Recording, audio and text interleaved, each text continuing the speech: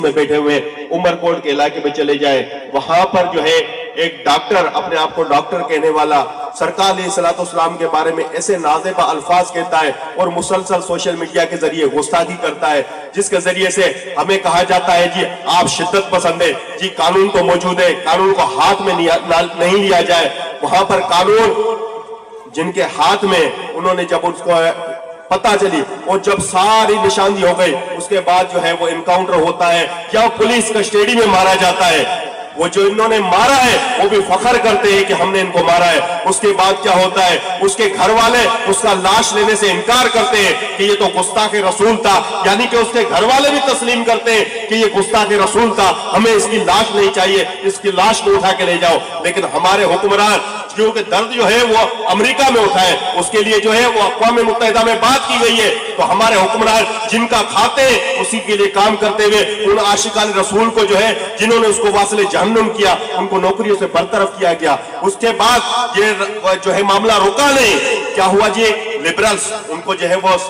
درد اٹھا پیٹ میں، مروڑ اٹھی کہ جی ابھی صرف نوکریوں سے فارغ کیا گیا ہے، ان کو جو ہے وہ عبرت کا نشانہ بنایا جائے، کیونکہ انہوں نے بہت بڑا گناہ کر لیا ہے، ایک بندے کو جو ہے ماورائے عدالت مار دیا گیا ہے، اس لیے ان کو سزا دی جائے۔ جب ان کی کوئی سنی نہیں ہوئی تو انہوں نے کہا یہ ہم احتجاج کریں گے، ہم ریلیاں نکالیں گے، ہمیں تو بابا جی کی تربیت ہے، بابا جی کی وہ تربیت ہے جب لبارٹی چوک سے بابا جی گزر رہے تھے اور سلمان تاثیر کے لیے بتیاں جلائی جا رہی تھی، بابا جی کو وہ برداشت نہیں ہوا کہ گستاخ رسول کے لیے بتیاں جلائی جائے، نہیں یہ بتیاں نہیں جلے گی۔ اور یہاں کراچی جو کہ عاشقان رسول کا شہر ہے، اس میں یہ کہا جاتا ہے کہ جی شاہ نواز کے قاتلوں کو سخت سے سخت سزا دی جائے، اس لیے ہم جو ہے وہ 3 تلوار سے لے کر پریس کلب تک ریلی نکالیں گے، اس کے لیے ہم آواز اٹھائیں گے۔ ہم نے انتظامیہ سے بات کیا، آج جو ہے لوگ کہتے ہیں جی ہمیں درد دیتے ہیں جی آپ پیار سے بات نہیں کرتے، آپ جو ہے بڑے شدت پسند ہیں۔ ہم نے تو انتظامیہ سے بات کی، ہم نے ڈی سی سے بات کی، اس کے علاوہ جتنے ادارے تھے ان سے بات کیجئے، ان کو روکو، کراچی کا ماحول خراب ہوگا، ان کو روکو، کیونکہ کراچی جو شہر ہے وہ عاشقان رسول کا شہر ہے۔ کسی گستاخ کے لیے نہ یہاں پر کوئی نعرہ لگ سکتا ہے، نہ کوئی حمایت میں نکل سکتا ہے، لیکن انتظامیہ کے کانوں میں جوں تک نہیں دیں گی۔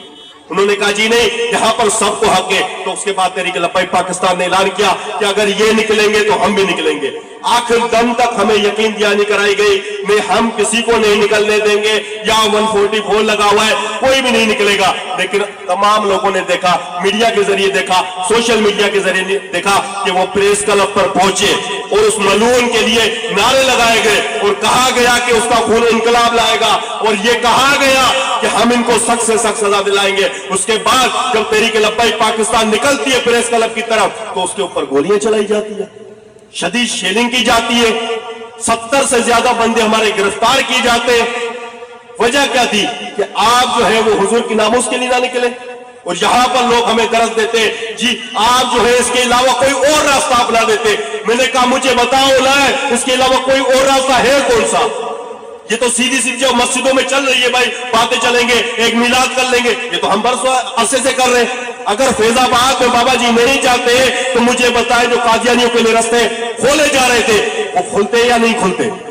اسی سیاست کے ذریعے، اسی طرز عمل پر چل کے جو بابا جی نے طرز عمل ہمیں سکھایا ہے، اسی پہ چل کے ہم اسی راستے سے چلے، اور وہاں پر ہماری شہادت ہوئی۔ جو کہ ہمارے یوسی امیر تھے، اسی ضلع کے آماڑی کا یوسی امیر تھا، ان کی شہادت واقع ہوئی۔ ظلم برائے ظلم ان کی لاش جو ہے اپنی کسٹڈی میں لی گئی اور ان کے آبائی گاؤں چھوڑ کے آ گئے، پولیس کے 8 موبائل پروٹوکول میں لے کے جا رہی۔ میں مفتی ناصر کانتورابی اور کافی سارے ہمارے ساتھ لوگ تھے، ہمیں بھی پولیس نے وہاں سے ہٹا دیا، جس میں مفتی ناصر کانتورابی صاحب نے گرفتاری بھی پیش کی کہ آپ اس لاش سے چلے جائیں، یہ لاش ہماری کسٹڈی میں آئے گی۔ اس کے بعد ظلم برائے ظلم وہ FIR جو کہ پولیس اور رینجرز کے اوپر کاٹ دی تھی، جنہوں نے اس کو شہید کیا تھا، وہ بھی ہمارے بندوں کے اوپر ہی کاٹی گئی۔ اور خود کو عاشقان رسول کہنے والے محفلوں میں موجود ہوں گے، ہر جگہ موجود ہوں گے اور کہیں گے ہم سے بڑا کوئی عاشق رسول نہیں۔ میں نے کہا عاشق رسولوں کے اوپر گولیاں چلائی جا رہی تھی، آپ کے تو پیٹ میں مروڑ تک نہیں آئی یار، وہاں گولیاں چل رہی ہے، وہاں شیلنگ چل رہی ہے، میں کیسے بےتاب نہیں ہوتا، میں کیسے بے قرار نہیں ہوتا، میں کیسے اپنے کام میں لگا ہوا ہوں، میں بھی چاہوں، کیونکہ میں ہمیشہ کہتا ہوں غلامی رسول میں موت بھی قبول ہے۔ بابا جی فرماتے تھے موت گھر بیٹھے بیٹھے نہیں آئے گی، میدان لگاؤ پتہ چل جائے گا۔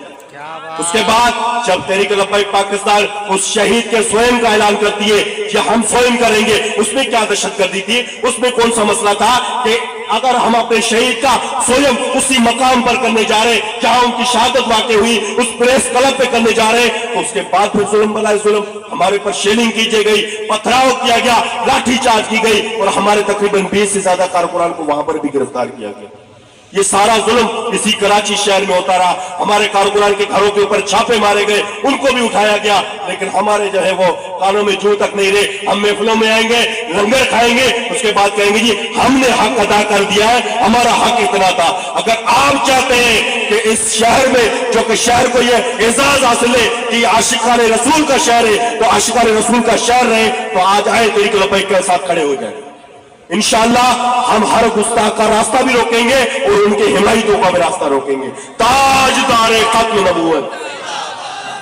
या रसूल अल्लाह लब्बैक लब्बैक लब्बैक या रसूल अल्लाह लब्बैक लब्बैक लब्बैक या रसूल अल्लाह लब्बैक लब्बैक लब्बैक या रसूल अल्लाह लब्बैक लब्बैक लब्बैक या रसूल अल्लाह लब्बैक लब्बैक लब्बैक या रसूल अल्लाह लब्बैक लब्बैक लब्बैक या रसूल अल्लाह लब्बैक।